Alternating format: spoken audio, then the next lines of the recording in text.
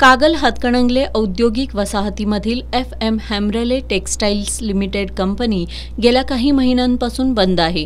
या कंपनीमधील सुमारे 352 कामगारांचा सुमारे 5 महिन्यांचा पगार आणि 30 महिन्यांचा भविष्य निर्वाह निधी थकीत आहे।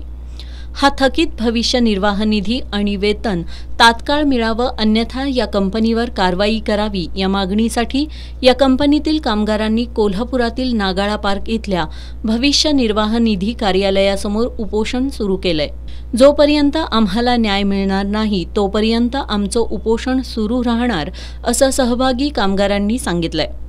हे जे आंदोलन सुरू आहे हे FM हॅम्ब्रेले कामगारांचे एक 452 कुटुंबीय रस्त्यावर आलेला आहे की ज्या मालकाने या आमच्या PFचे पैसे 36 महिने जे बुडवलेले आहेत ते आमचे पैसे कट करून देखील त्यांनी PF ऑफिसमध्ये आमचे पैसे भरलेले नाहीत।